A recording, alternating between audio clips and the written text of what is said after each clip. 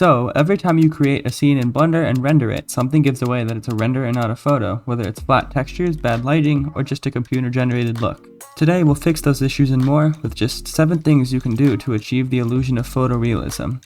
But before we start, remember to subscribe and leave a like on this video. Let's dive in. First, every scene should have good lighting. No matter what you're making, you should always be using HDRIs. HDRIs are these 360-degree view images that provide lighting that's as close as you can get to real-world lighting, as well as amazing-looking reflections.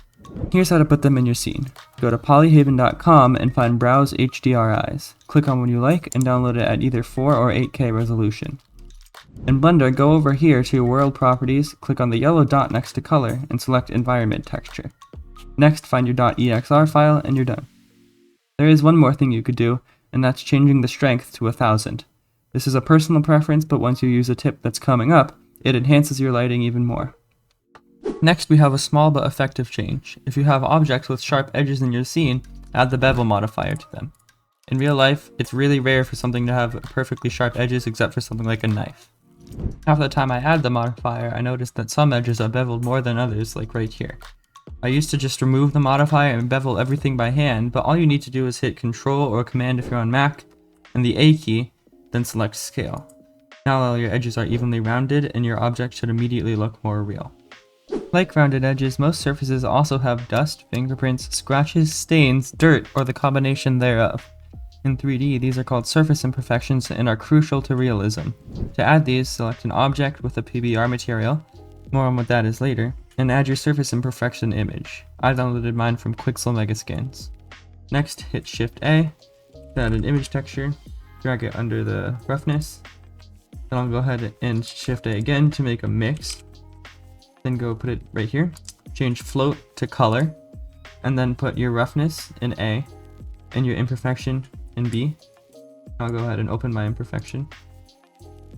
Then connect result to roughness, and change mix to multiply, and you're done. Here's a before and after of adding surface imperfections. Next, I want to talk about a crucial change to make for the whole of your render, filmic fog. But to understand what this does, I'll explain to you what tonal range is. Tonal range is the amount of light a camera sensor, or your camera in Blender, can handle.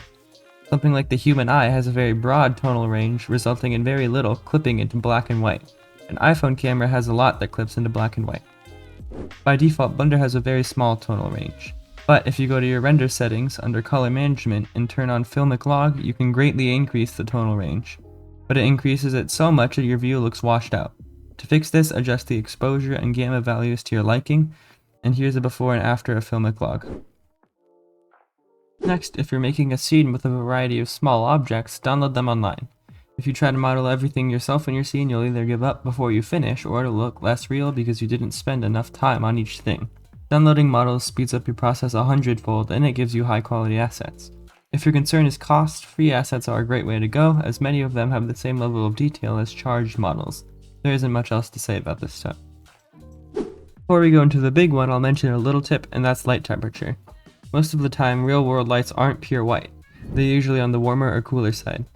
To implement this in Blender, just select your light, change your render engine from Eevee to Cycles, then go to the Shading tab.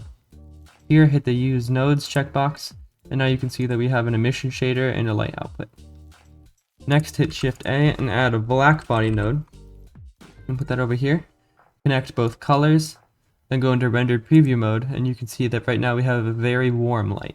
Cool values are usually above or around 6000, and warm usually around 4000.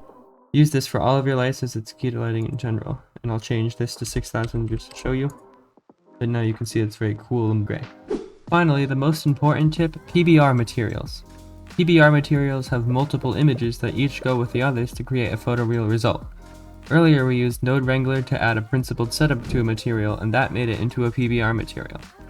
When it did that, it added an image texture and connected it to the color of our principled BSDF, mapping that image around the object. But it also added other black and white images and connected those to things like roughness. When it did that, it translated the blacks of your image to make your object less rough and the whites to make it more rough.